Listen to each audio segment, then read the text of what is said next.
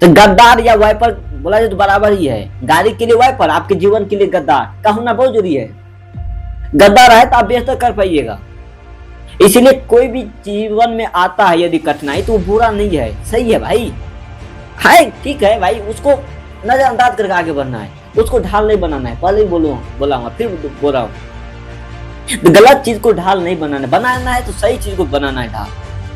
समाज को बेहतर करेंगे, समाज को ढाल बनाएगा, तब जाकर देश को बेहतर करेंगे। ये ढाल होनी चाहिए। बोला जाए तो बेहतर चीज को, अच्छी चीज को अपना ढाल बनाएगा, अपना रक्षक बनाएंगे। गलत चीज को क्यों बनाना? बोला जाए तो सत्य को अपना हम ढाल बनाएंगे, सत्य को अपना ढाल बनाना है, असत्य को नहीं। असत्य झुक जाएगा चलेगा, तो सत्य को हम नहीं झुकने देंगे कहीं पे। सत्य को अपना ढाल बनाकर रखेंगे, अपना रक्षक बनाकर रखेंगे। यदि आप सत्य को अपना रक्षक बनाकर रखे हैं ना, तो जीवन में कितना भी असत्य हो जाए, कितना भी अनर्थ हो जाए आपके प्रति, कितना भी विद्रोह हो जाए, कितना भी विद्रोह स्टार्ट हो जाए आपके प्रति, समाज करने लगे, कोई फर्क नहीं पड़ेगा, क्योंकि आप सत्य को अपना ढाल बनाकर रखे हैं। सत्य को आप अपना ढाल बनाकर रखे हैं। इसीलिए बोला हूं कि डरना नहीं है, आगे बढ़ते रहना है, जहां तक हो सके चलते रहिए, सीखते रहिएगा, सीखना मत छोड़िएगा। यदि आप जिस दिन सीखना छोड़ दीजिएगा उसी दिन आपका पतन निश्चित है। आएगा भैंसा वाला लेकर चला जाएगा। ना झुकना है और ना रुकना है। यदि जीवन के संघर्ष में यदि हम चलना स्टार्ट कर दिए, ना तो रुकना है और नहीं तो झुकना है, चलते रहना है और सीखते रहना है। देखिए मजा असली ये है, जीवन में कुछ कठिनाई का आना भी बहुत जरूरी है। जीवन में कुछ कठिनाई को आना भी बहुत जरूरी है। एक संघर्षशील इंसान जो होता है ना, वो कठिनाई से, परेशानी से, दुख दर्द से डरता नहीं है, लोग लड़ने की कोशिश करता है। आप लड़ाकू बनिए, लड़ने वाला इंसान बनिए। लड़ने के मतलब मेरा ये नहीं है कि आप किसी से भी जाकर लड़े, नहीं। आपके रास्ते में यदि कोई रुकावट आ रहा है उससे लड़िए, लड़ने से कुछ सीखिए, उसको साइड कीजिए, उससे लड़के उसको साइड कीजिए, फिर आगे बढ़िए। रुक मत, वहीं पर रुकना नहीं है, रुकेंगे तो पतन हो जाएगा। रुकना नहीं है, हमें चलते रहना, जहां तक जाए, जब तक वो असली मंजिल हमको न मिल जाए। रुकना नहीं है हमें। ये आपकी सोच, ये आप होना चाहिए आपके अंदर में, कि जब तक वो ऊंचा चीज को नहीं पाऊंगा तब तक रुकूंगा नहीं।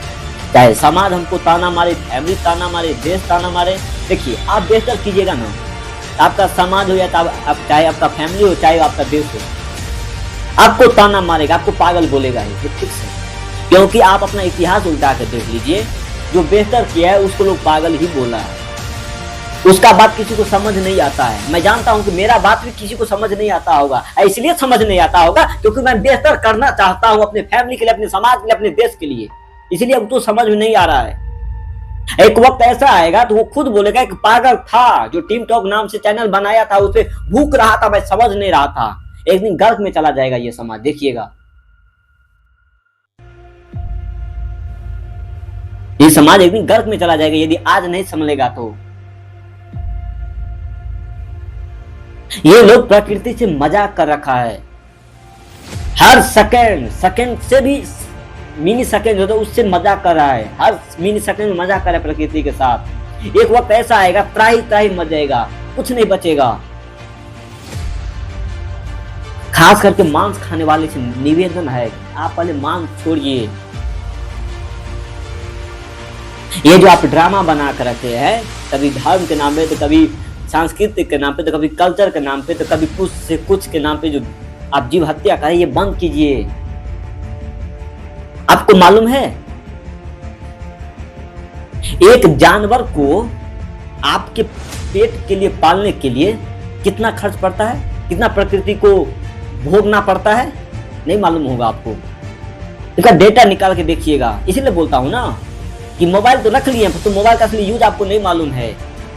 गूगल आपके फोन में है तो गूगल का असली यूज क्या होता है आपको नहीं मालूम है। आपको कीवर्ड पता नहीं, आप क्या कीवर्ड सर्च करेंगे, आपको डब्ल्यू के बाद जो आता है वही कीवर्ड आपको मालूम है, ये सर्च करना है।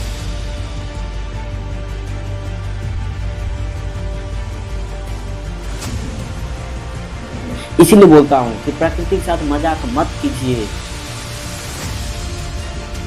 यदि आज प्रकृति का ये हालात है तो इसका देन सिर्फ और सिर्फ ये भक्षक जो है, रक्षक नहीं भक्षक वाले जो है, जो अपने आप को बोलता है मैं कल्चरवादी हूँ, मैं सांस्कृतिक वादी हूँ, सबका बहुत योगदान है। ये मीट मांस मछली जो खाते हैं सबका बहुत बड़ा योगदान है।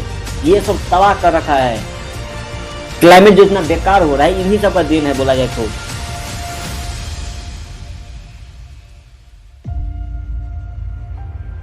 बात यदि प्रकृति पर आ जाए तो बोलेगा कि मुस्लिम जो जनसंख्या बढ़ा रही इसके कारण हो रहा है। भाई ये 50 दशक पहले की बात थी, अब नहीं है।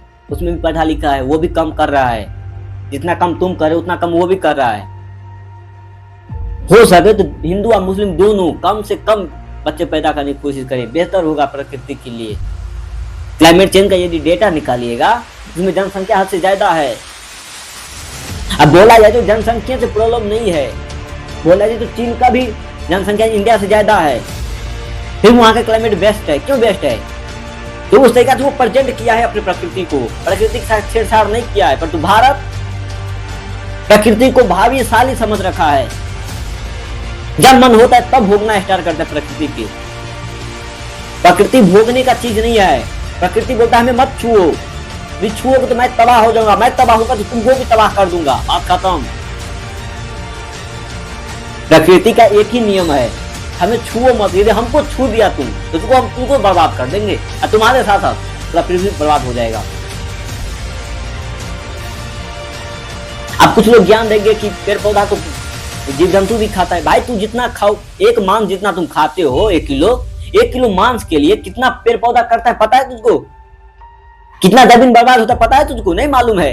इसलिए बोलता हूं कि ज्ञान तुम्हारे पास है ही नहीं। जब ज्ञान नहीं रहेगा तो यही तुम हरकत करोगे ना, फिर प्रकृति की तरह मजाक करोगे। 100 आदमी जितना भोजन खाएगा उतना अकेला एक जानवर खाता है।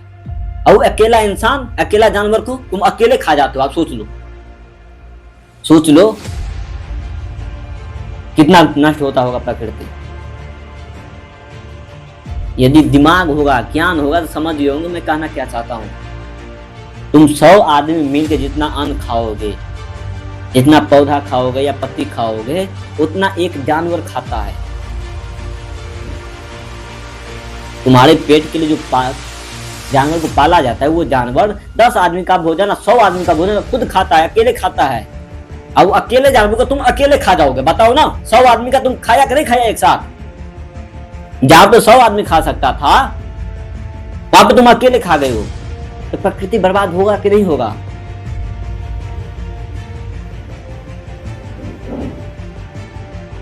संभल जाओ, अभी वक्त है। यदि नहीं संभलोगे, ये जो भविष्य तू जो एडमिशन करवाए हो क्लास में, तुम्हारा जो नन्हा मुन्ना प्यारा सा है तबाह हो जाएगा। तुम तो तबाह हो ही, तुम तो कुछ दिन के बाद भैंसा का प्यारे हो जाओगे, भैंसा वाले का। और तो उसका नन्हा मुन्ना का क्या होगा? तबाह हो जाएगा, कुछ नहीं कर पाएगा वो जीवन में।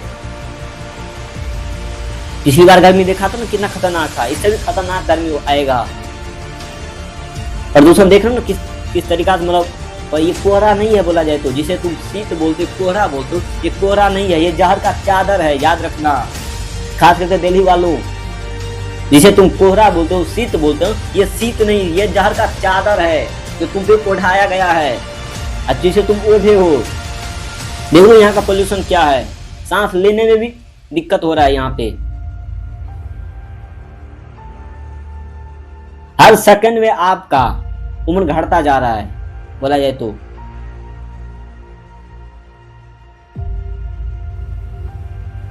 ये सब इसलिए हुआ है क्योंकि आप लोग प्रकृति के साथ मजाक किए हैं। इसमें सबसे बड़ा योगदान यदि प्रकृति को तबाह करने का है तो ये सिर्फ और सिर्फ ये कल्चरवादी, समाजवादी जो बोलते हैं अपने आप को, धर्म रक्षक जो बोलते हैं, इन सब का ज्यादा योगदान है। धर्म के नाम पर ये लोग जो मीट मांस का जो हत्या करते हैं, इन सब का ज्यादा योगदान है। जो बोला मैं मंगल को नहीं खाता, बुध को खाता, बुध को नहीं बृहस्पति को खाता हूँ, इन सब का बहुत बड़ा योगदान है प्रकृति को बर्बाद करने में। ये याद रखिएगा। मेरी बात बुरा लग सकता है पर तुम बात समझने की कोशिश कीजिए। यदि आज नहीं समझिएगा, भविष्य जो आपका है वो रहेगा भी नहीं, वो तो देखेगा भी नहीं, वो 10 साल के बाद ही तबाह हो जाएगा, फिर भैंसा वाले का प्यारे हो जाएगा। इसलिए हाथ जोड़ के निवेदन है कि जितना हो जल्दी हो सके प्रकृति के साथ मजाक मत कीजिए, जनसंख्या को कंट्रोल कीजिए आप लोग, चाहे हिंदू हो या मुस्लिम हो या अदर कोई भी हो।